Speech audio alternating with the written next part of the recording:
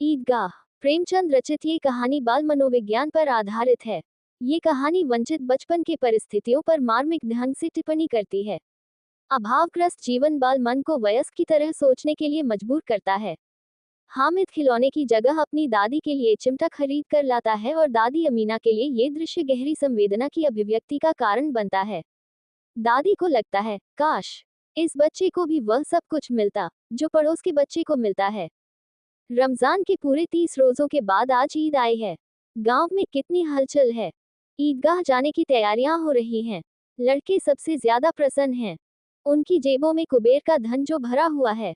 बार बार जेब से अपना खजाना निकालकर गिनते हैं और खुश होकर फिर रख लेते हैं। महमूद के पास 12 पैसे हैं। मोहसिन के पास 15 पैसे हैं। इनसे तो अनगिनत चीजें खरीद सकते हैं, खिलौने, मिठाइयाँ, बिगुल, गेंद और न जाने क्या क्या। और सबसे ज्यादा प्रसन्न है हामिद।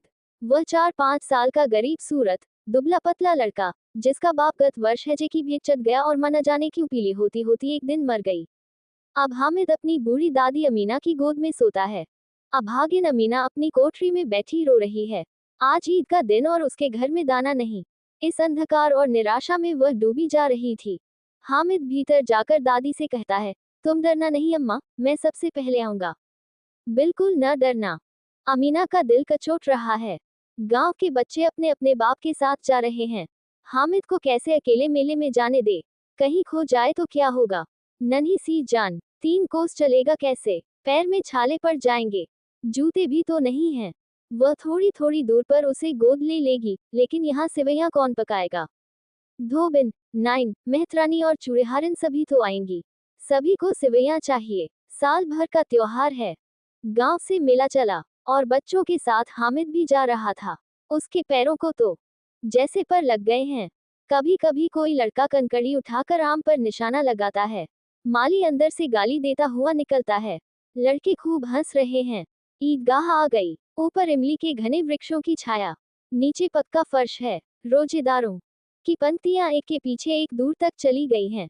यहाँ कोई धन और पद नहीं देखता। इस्लाम की निगाह में सब बराबर हैं। लाखों सिर एक साथ सिजदे में झुक जाते हैं, फिर सबके सब एक साथ खड़े हो जाते हैं, एक साथ घुटनों के बल बैठे जाते हैं। कई बार यही क्रिया होती है, जैसे बिजली की लाखों बत्तियां एक साथ प्रदीप्त हों और एक साथ बुझ जाएं। नमाज खत्म हुई। लोग आपस में गले मिल रहे हैं। तब मिठाई और खिलौनों की दुकानों पर धावा होता है। तरह तरह के खिलौने हैं, सिपाही, गुजरिया, राजा और वकील, विश्ती, धोबिन और साधु। महमूद सिपाही लेता है, खाकी वर्दी और लाल पगड़ी वाला, कंधे पर बंदूक रखे हुए। मोहसिन को भिश्ती पसंद आया, कमर पर मशक रखे। नूर को वकील से प्रेम है, काला चोंगा, नीचे सफेद अचकन, एक हाथ में कानून का पोथा लिए हुए। सब 2-2 पैसे के खिलौने हैं। हामिद के पास कुल 3 पैसे हैं। इतने महंगे खिलौने वह कैसे ले। कहीं हाथ से छूट गया तो चूर चूर हो जाएगा, पानी पड़ा तो सारा रंग धुल जाएगा। ऐसे खिलौने लेकर वह क्या करेगा।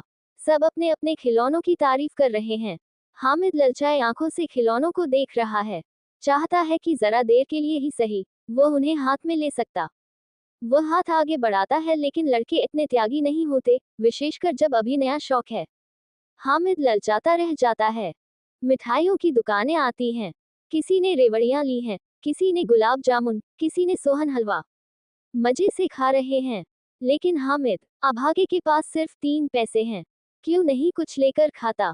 मोहसिन उसकी ललचाई नजरें देखकर कहता है, हामिद, रेवड़ी ले खा, कितनी खुशबूदार है। जैसे ही हामिद हाथ फैलाता है, मोहसिन रेवड़ी अपने मुंह में रख लेता है। महमूद, नूरे और सम्मी खूब तालियां बजा बजाकर हंसते हैं। हामिद खिसिया जाता है। मिठाई की दुकानों के बाद लोहे की चीजों की दुकानें हैं। लड़कों के लिए यहाँ कोई आकर्षण नहीं था। वे सब आगे बढ़ जाते हैं। हामिद लोहे की दुकान पर रुक जाता है। कई चिमटे रखे हुए थे। उसे ख्याल आया, दादी के पास चिमटा नहीं है। तवे से रोटियां उतारती हैं तो हाथ जल जाता है। अगर वह चिमटा ले जाकर दादी को दे दे तो वे कितनी प्रसन्न होंगी। फिर उनकी उंगलियां कभी नहीं जलेंगी। खिलौने से क्या फायदा, व्यर्थ में पैसे खराब होते हैं। अम्मा चिमटा देखते ही कहेंगी, मेरा बच्चा अम्मा के लिए चिमटा लाया है। हजारों दुआएं देंगी, फिर पड़ोस की औरतों को दिखाएंगी। सारे गांव में चर्चा होने लगेगी, हामिद चिमटा लाया है, कितना अच्छा लड़का है। इन लोगों के खिलौनों पर कौन दुआएं देगा। बड़ों की दुआएं सीधे अल्लाह के दरबार में पहुंचती हैं और तुरंत सुनी जाती हैं।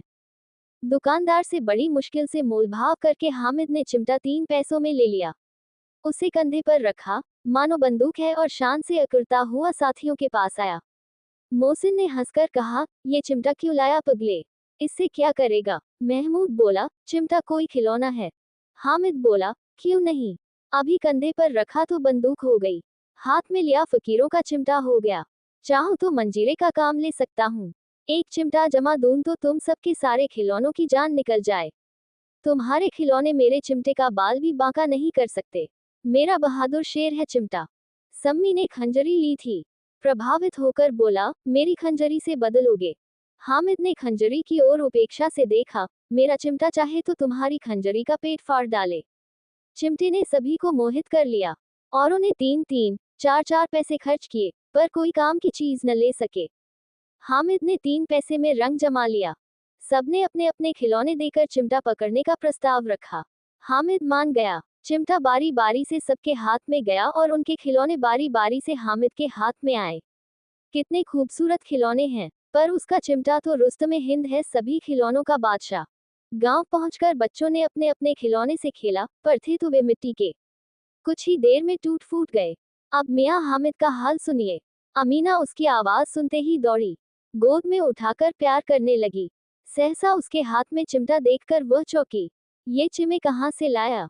मैंने मोल लिया है। कै पैसे में? 3 पैसे दिए। अमीना ने छाती पीट ली। ये कैसा बेसमझ लड़का है, न कुछ खाया न पिया। लाया क्या? चिमटा। सारे मेले में तुझे और कोई चीज न मिली जो ये लोहे का चिमटा उठा लाया। हामिद ने अपराधी भाव से कहा, तुम्हारी उंगलियां तवे से जल जाती थी, इसलिए मैंने इसे ले लिया। बुढ़िया का क्रोध तुरंत स्नेह में बदल गया। ये स्नेह मूक था, खूब ठोस, रस और स्वाद से भरा हुआ। बच्चे में कितना त्याग, कितना सद्भाव और कितना विवेक है। दूसरों को खिलौने लेते और मिठाई खाते देखकर कितना ललचाया होगा मन। इतना जब्त इससे हुआ कैसे?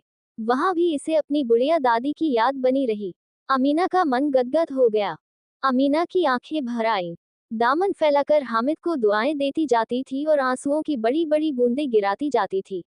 हामिद इसका रहस्य क्या समझता?